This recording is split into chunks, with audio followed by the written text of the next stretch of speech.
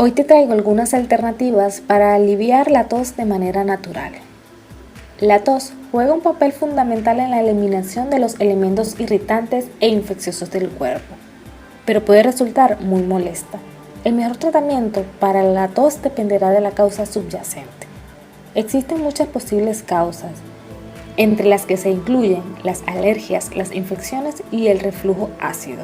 El jengibre podría facilitar la tos asmática o seca, ya que tiene una propiedad antiinflamatoria.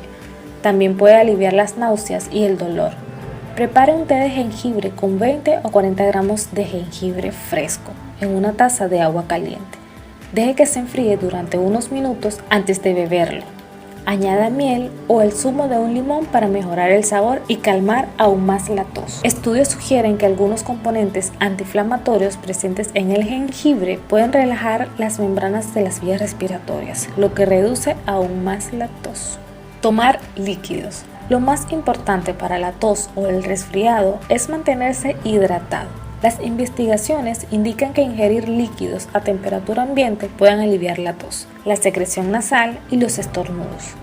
Las personas con síntomas adicionales de un resfriado o gripe pueden beneficiarse de las bebidas calientes que pueden ser reconfortantes, tales como los caldos claros, el té de hierbas, el té negro descafeinado, el agua caliente o los zumos de frutas calientes. Asimismo, vapor de agua, que es una alternativa. Prepara un bol de vapor de agua. Para hacerlo, rellene un bol grande con agua caliente. Añada hierbas o aceites esenciales como el eucalipto o el romero, lo que te ayudará a mejorar la congestión. Inclínese sobre el tazón y cubra la cabeza con una toalla. Así el vapor quedará atrapado. Inhale los vapores durante 5 minutos. Si siente que el vapor le queda en la piel, deténgase hasta que se enfríe. Jarabe de orégano. Mezclar en una taza de agua una cucharada de miel, una cucharada de orégano en un recipiente de vidrio y calentar por unos instantes.